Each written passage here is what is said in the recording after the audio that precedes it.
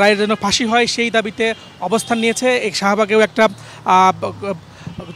জনজোট বিপ্লবী মঞ্চ বসেছিল, তারা একটি মিছিল নিয়ে হাইকোর্টের উদ্দেশ্যে গেছেন এবং অন্য জায়গাতেও আমরা দেখেছি বেশ কিছু সংগঠন সহ যারা জুলাই সংগঠন রয়েছে সেই সংগঠনগুলো বসেছেন এবং তারা দাবি জানিয়েছেন শেখ হাসিনা সহ আজকে যাদের রায় দেওয়ার কথা আছে সেই রায়গুলো যেন ফাঁসির রায় দেওয়া হয় সেই দাবিতে তারা বসেছেন এবং আইনশৃঙ্খলা রক্ষার জন্য যারা নিয়োজিত রয়েছেন তারাও একদম সচেষ্ট রয়েছেন এবং কোনো ধরনের অপ্রীতিকর ঘটনা যেন না ঘটে সেই বিষয়ে তারা কাজ করছেন।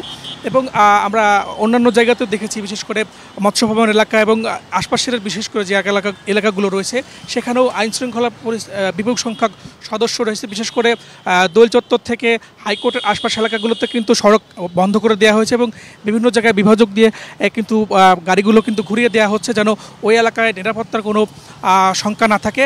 এবং বেশ কিছু জায়গাতে আমরা দেখেছি যেখানে যাদের সন্দেহ মনে হচ্ছে সেখানে তারা জিজ্ঞাসাবাদ করছে, তল্লাশি করছে এবং গাড়িগুলোকেও তারা চেক করছে যেন কোনো ধরনের বিস্ফোরক বা কোনো কিছু নিয়ে তারা যেতে না পারে সেই বিষয়গুলো কিন্তু দেখছেন। রাত থেকে বেশ কয়েকটি বাসে অগ্নিসংযোগ করা হয়েছে, বিভিন্ন ইসের সামনে গুরুত্বপূর্ণ জায়গাগুলোতে কিন্তু ককটেল বিস্ফোরণ করা হয়েছে, বিশেষ করে উপদেষ্টা রেজওয়ানা হাসানের বাসার সামনে এবং আমরা দেখেছি এনসিপির কার্যালয়ের সামনে কিন্তু ককটেল বিস্ফোরণ করা হয়েছে।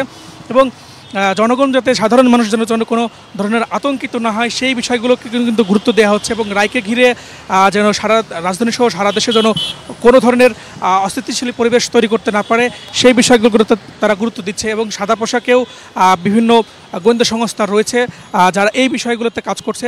টানা তৃতীয়বার অর্জন করেছে দেশের সেরা সুপার ব্র্যান্ড স্বীকৃতি বসুন্ধরা টিস্যু।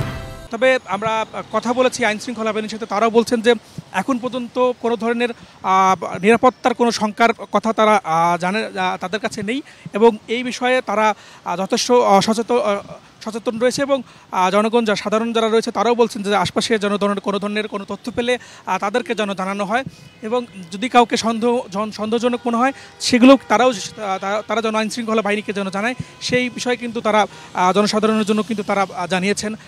আমরা এই মুহূর্তে শাহবাগ রয়েছে, সেখানেও কিন্তু যান চলাচল স্বাভাবিক রয়েছে, পাশাপাশি এখানে আনসার রয়েছে এবং অন্যান্য বাহিনীও রয়েছে, তারাও এখানে কোনো ধরনের অপ্রীতিকর ঘটনা যেন না ঘটে। এবং টিএসসিতে এবং উন্মুক্ত জায়গাগুলোতে যেখানে আজকে প্রজেক্টরের মাধ্যমে যেখানে এই রায় দেখানো হবে সেখানেও কিন্তু আইনশৃঙ্খলা বাহিনী নিরাপত্তায় নিয়োজিত রয়েছে যেন কোনো ধরনের আইনশৃঙ্খলা পরিস্থিতি বিঘ্ন না ঘটে। এবং আমরা দেখেছি মেট্রো রেল চলাচল স্বাভাবিক রয়েছে, পাশাপাশি যারা বাসে এবং অন্যান্য যানবাহনে যারা যাতায়াত করছে তারাও যেন নিরাপত্তা বোধ করে সেখানেও কিন্তু আমরা দেখেছি আইনশৃঙ্খলা বাহিনী মোতায়েন করা হচ্ছে। তো এখন পর্যন্ত শাহবাগ থেকে এবং রাজধানী থেকে আমার কাছে এই ছিল সর্বশেষ তথ্য।